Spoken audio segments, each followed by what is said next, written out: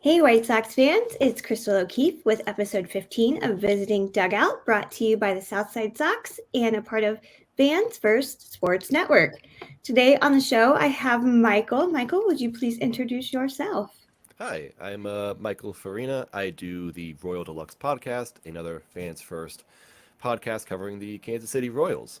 And I'm here today to talk about them, talk about the White Sox, things that we have surprisingly a lot in common as teams that Yeah, I think are kind of disappointing this season in different ways. it's not been fun so far for any of us. Yeah. All right, so as we're recording, the Royals are in last place still in the American League Central, but the White Sox are just barely above them. We're really like eking out a win somehow. Um, so, what's going on in Kansas City? So even though the Royals, they're still in last place and they still have the second worst record in the American League, I believe, only behind Oakland. They've kind of normalized into the team that we thought they were going to be this season, which is to say they have a pretty good or even sometimes really good offense, but their pitching is very, very questionable. And it actually, we've kind of reached more of an extreme on both levels where, again, sometimes the offense is really good, and then the pitching is like, oh my God, this is the worst pitching staff ever because we thought at least Brady Singer would be a good pitcher, and he has been different every single start, usually really bad. And then there's no one else, and there's no one in AAA who's coming up to save us. We're kind of counting on someone coming back from injury like Daniel Lynch. Maybe we'll be back in the next week or so. That's about it though. So our pitching is just awful. It's most likely not going to get better, but hey, we can at least hit the ball pretty well. Yeah, you can do that. So the Royals were not very active during, the off season for free agency. So do you think anything will come kind of at the trade deadline, or do you have anybody in mind that you think would just be a good fit and you really hope the Royals go after?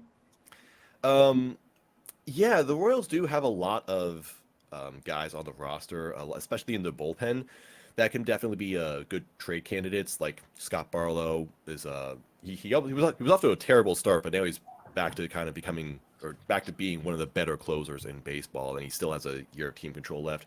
We hope that he can still have a lot of value at the deadline. Aroldis Chapman has really revived his career this season. He's back to throwing 104 for the first time in years. So we think he's going to be a good guy at the deadline. Amir Garrett is another guy who's been pretty good this year. We definitely have pieces to trade. So hopefully, I don't have anyone specific that we could go after, but hopefully we can bring back some starting pitching prospects or just really any pitching prospects at this point for what we can give up. Yeah. So I know, their one big signing there was Jordan Lyles, 2 years, 18 million. He's lost every single start so far.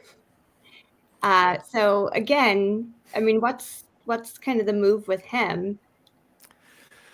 We brought in Jordan Lyles because we just simply needed someone to pitch those innings. We don't Yeah. have starters that can go deep into the games. We don't really have guys who can reliably go 6 innings. So we brought this guy in thinking, hey, he's pitched 180 innings the past 2 seasons. He's something. He's somebody. He will simply get us through the night.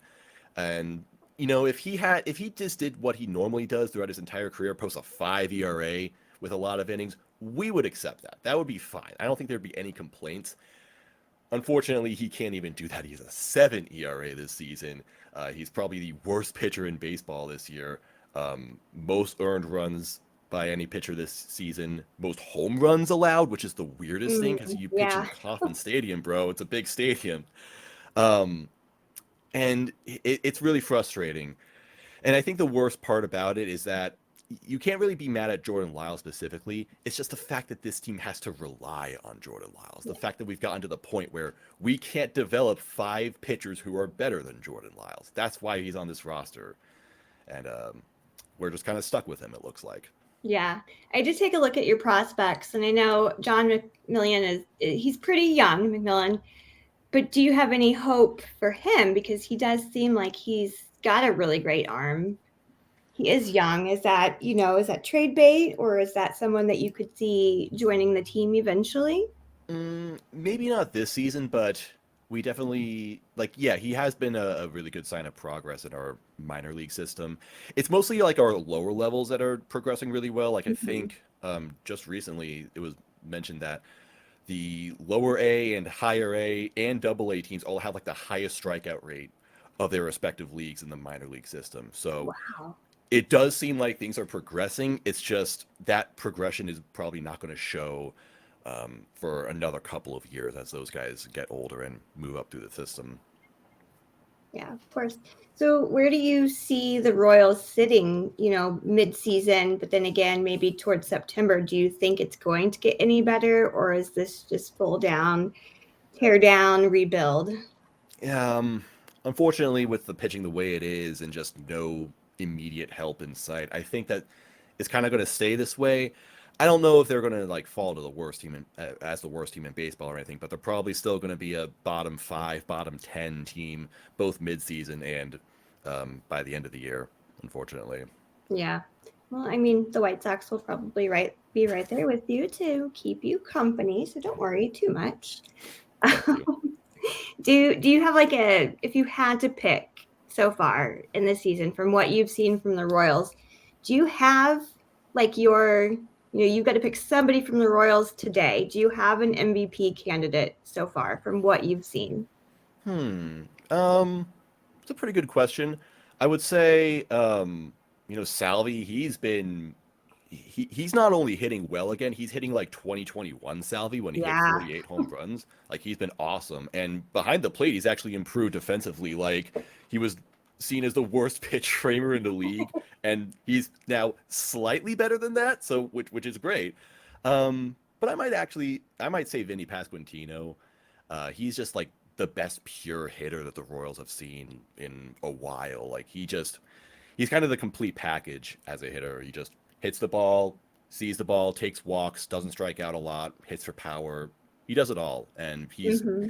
really been the on team clubhouse leader as well. Just the guy who really speaks on the behalf of the team, brings the whole clubhouse together. He's just a great guy to have around, both on and off the field. So I think I'm going to go with him. Yeah, he was a real pain in the butt for that first series with the White Sox. So I could see that. That's a good answer.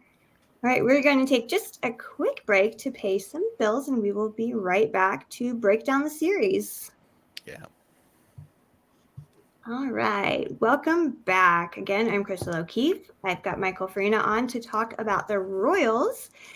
So let's break down this series.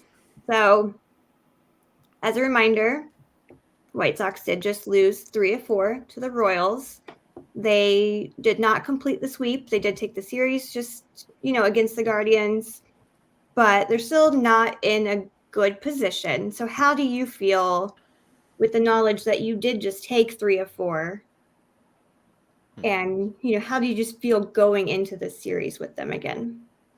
Um, Yeah, I'm not entirely sure. The White Sox are a really interesting team where it seems like on paper they have, like all the talent in the world, and you just hope that this team will start clicking at some point and start winning some games. And I don't know if maybe it did start to happen against the Cleveland series because I do see y'all got some really good wins against them, both two 5-run games that worked in your favor. So that's pretty cool. And it's funny because we actually just played the Padres and somehow took a 3-game series against them, and that's another team where it's like that team has so much talent and it's got to win at Mm-hmm. some point, right?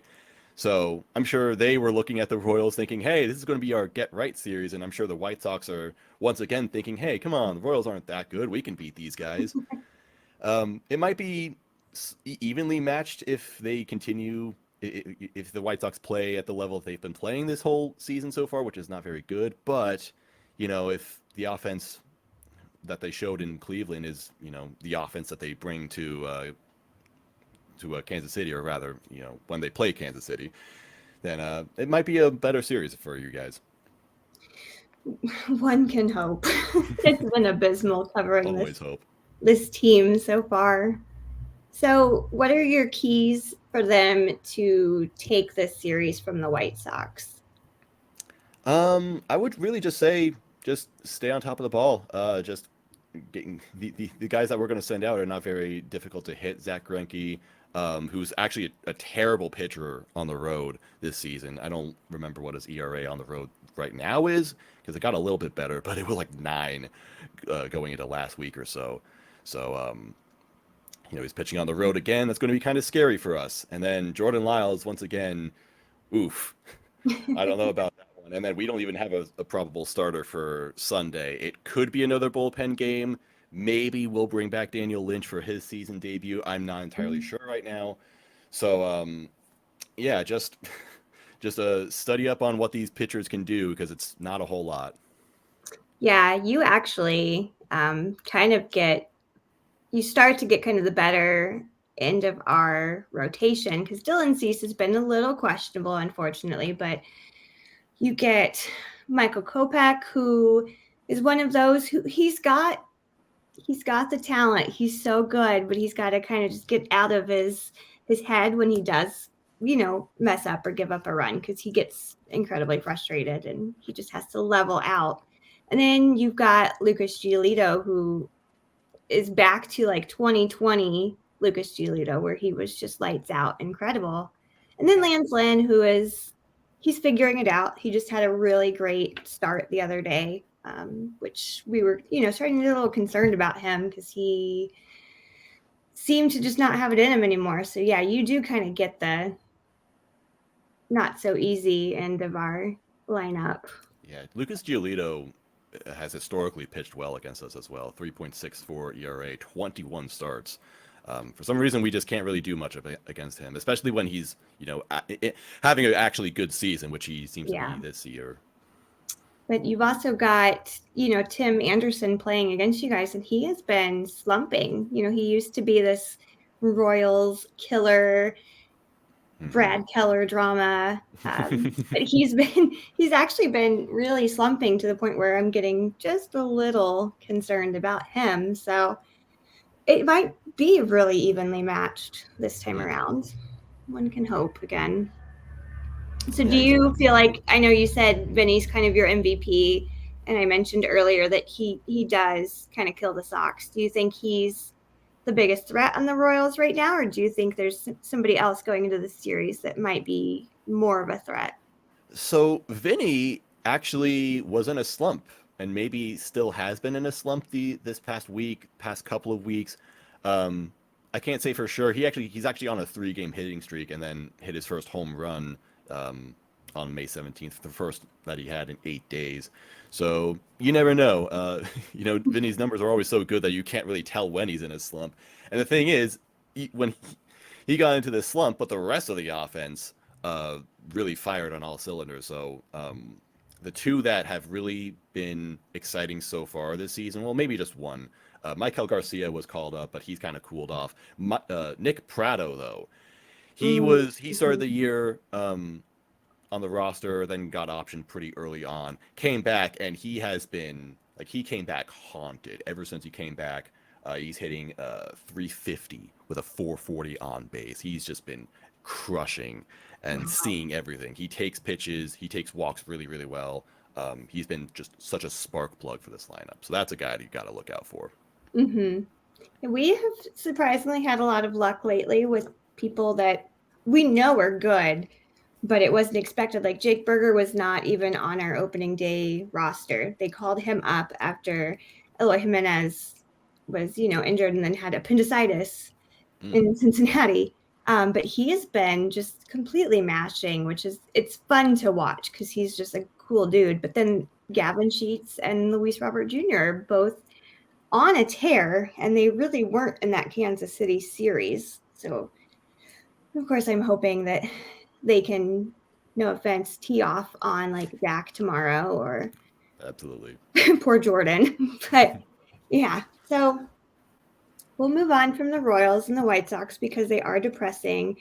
Let's just move on a little more league-wide now. Like, what are you seeing so far this season that is maybe shocking or, just fun? And then who do you kind of see going all the way this year or even your underdog. Really just kind of break down how you're feeling about the season so far.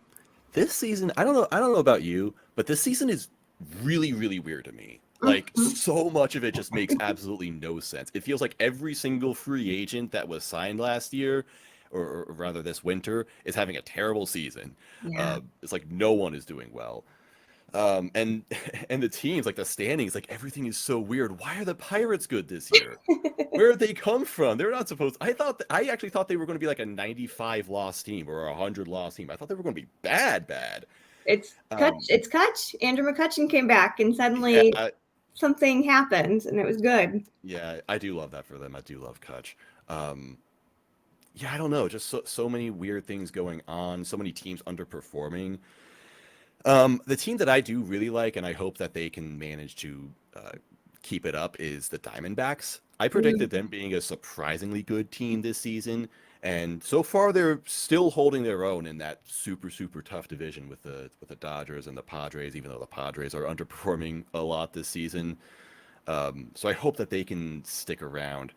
And teams that the one team that I think is clear and convincingly just fantastic is obviously the Rays. Like it's hard to ignore them with not only their record but just every single aspect of their game. Like they lead baseball in everything. They lead it Mm-hmm. in runs scored, runs allowed, how they score those runs, how they allow those runs or prevent those runs. They do everything so well. It's really hard to think that they're not going to be the best team this year. But you never know when the playoffs start. Everything always changes there. Yeah, that's true. I've been really shocked with just how the Dodgers and the Astros have not been that great this year. I kind of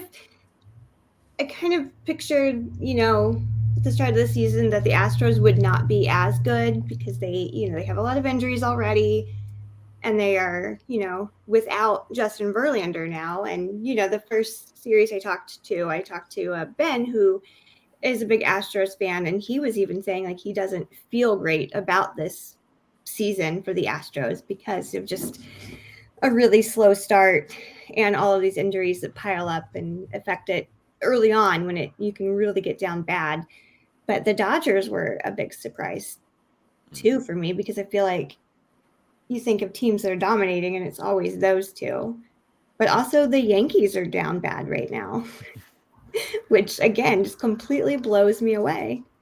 I'm actually not that surprised about the Yankees. I thought last year they weren't going to be that good because it felt like they only made lateral moves on Mm. that roster. Like they didn't go out and get anyone big. They traded for Josh Donaldson and Isaiah Kiner-Falefa. It's like stuff that wasn't necessarily bad, but it didn't improve. And then Mhm. Aaron Judge puts up like the best season ever. So that definitely helped them a lot. But I feel like that magic has kind of worn off, and now they're finally back to like this is kind of what I thought the Yankees were going to be. They're still pretty good, but maybe not like a deep playoff team, which is what they want to be, what their fans expect them to be. Do you see Cashman getting fired this season? I think Oh, they're that's all kind of tough. calling for his head right now. I mean, they've been calling for his head for like 5 years. It's It's true. really tough to say. So I would like to, I don't know, maybe in a perfect world for Yankees fans, it does happen, but I don't know if that ownership actually cares enough to fire Cashman. If they don't care enough to spend more on this roster to, spend as much as the Dodgers and the Mets and the Padres at this point, Yeah, then I don't know if they're going to think that the GM is the problem. I mean, hey, he's still leading the team to the playoffs every season. true. That's our hope is that Rick Hahn is fired, but nobody actually sees that happen. A lot of White Sox. I think we are to this point where we are just so bitter and distraught about this team just being so bad that every one of us kind of agrees that they're just going to throw, their brand new manager, Pedro Grifol. Like we think he's just going to be thrown under the bus. He's going to be the victim of this, and Kenny Williams and Rick Hahn are all going to just retain their positions, even though they are the worst and they don't bring anyone in at all. So Yeah. I'm just excited to see how it plays out. I always just am more interested in what managers are going to get fired this year. Do you mind if I ask, Yeah. how do you feel about Pedro Grifol as a manager so far? So when he came in, I actually was really excited. I know he didn't have as much experience as I think a lot of people were hoping, but he came in and he kind of charmed the city of Chicago really quickly. And I still don't have anything against him. I just really question some of his moves, but also the White Sox are just very weird about putting people on the injured list. And I don't know if it's Pedro that's keeping people off and being reserved, or if it's coming down from Rick Hahn to not because Yasmani Grandal should really be on the injured list right now. Like a lot of players, they're rushing back or they're not putting them there at all. So that really bothers me. And his bullpen management is a little questionable, but I don't mind him. I think it was a nice move. Obviously, we needed somebody that was not Tony La Russa, so I like him. I wish they would win more games, but I have this bad feeling that he's going to be the scapegoat this year. Well, that's, at some point, it's on the players to compete. But yeah, I was just curious because Pedro comes from the Royals organization. He was with the organization a long time. Yeah. Lots of us thought that he should have been the manager in 2020 instead of Mike Matheny. So I'm glad he finally got an opportunity to manage somewhere. But, I was stunned that he was not pulled up for the Royals because, like you said, he's been there forever. But we'll see. Maybe he'll be back because the White Sox are irresponsible. Yeah, and admittedly, we're not entirely convinced about the manager we have, Matt Quatrero. He was the bench coach for the Rays for a while, and I'm kind of in the same boat where I don't love him, but I also don't really have enough evidence against him. He's just kind of undecided so far. But of course, teams 14 and 31, somehow that's his fault. So we'll see how long this lasts. Yeah, I'm kind of wait until I see where they're at in July, and if they are still just really just flopping, I might have a differing opinion of him. But for now, I really don't mind him. He was handed a dumpster on fire, and he is doing his best right now to put that fire out. But again, it's rotted from the top down, so he's doing the best he can. All right. Well, thank you again. This is your chance to, again, plug your socials. Please plug your podcast so everybody knows where to find you.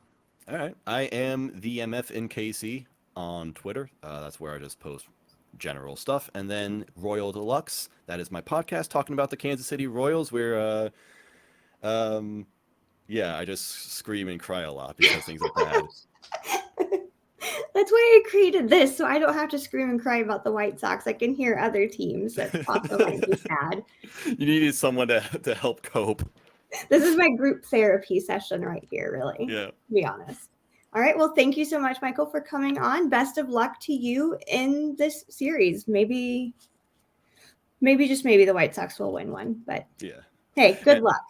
Thanks for having me on, and good luck to you too. Thank you.